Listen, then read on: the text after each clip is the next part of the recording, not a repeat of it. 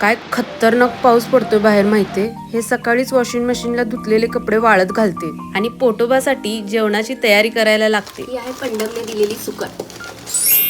तर ही सुकट आपल्या मैत्रिणीने आपल्याला दिली एकदम फुकट. करू त्याची भाजी झटपट फटाफट.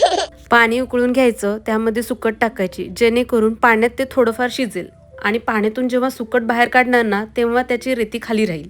गव्हाचं पीठ नीट मळून घेतलंय. ही सर्व तयारी करून झाली आता आणि मी पण जरा आंघोळ करून माणसात येते. बापरे, केस इतके गळतायत काय सांगू तुम्हाला. डोक्यापेक्षा घरभरच जास्त पसरलेत. जरा खाण्यात कमी जास्त झालं की असं होतंय बघा. बटाटा चिरून घ्यायचा राहिलेला मगाशी, एकदम बारीक बारीक चिरून घ्यायचा आणि सुकटीमध्ये ऍड करायचा. तो पण भारी लागतोय सुकटीमध्ये.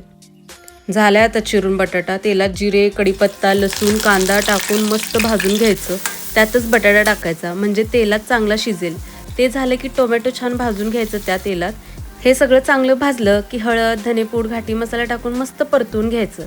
आता स्वच्छ धुवून घेतलेली सुकट टाकून मस्त वाफेवर शिजू द्यायचं. लक्षात ठेवा, पाणी टाकायची गरज नाहीये, शिजतंय वाफेवरती. सुकट सोबत भाकरी असती तर काय मस्त क्लासच झालं असतं. पण असो, 4 चपात्या करते आज. काय चपाती गोल पण होईना, फुगना पण, मऊ पण होईना. भाकरीचं नाव काढलं म्हणून चपाती रुसली वाटतं. झालं 4 म्हणजे मोजून 4 चपात्या केल्या, त्याच्यावरती एक पण जास्त केली नाहीये. आणि आपल्याला पाहिजे कांदा. कांद्याशिवाय हे जेवण कम्प्लीट होणं शक्यच नाहीये. आहा हा, काय मस्त तयार झाले. कलर, वाफ एकदम कडक. सुकट, कांदा, चपाती, बेत एकदम फर्स्ट क्लास झालाय. दिसतंय तर भारी. आता खाऊन पण बघते. वाह, भारी झाले भारी झाले. एक्सप्रेशन वरून समजलंच असेल. पोटोबा तर जाम खुश झालाय. आता कामाला लागते. परत भेटून नवीन मिनी व्लॉग मध्ये. तोपर्यंत टाटा.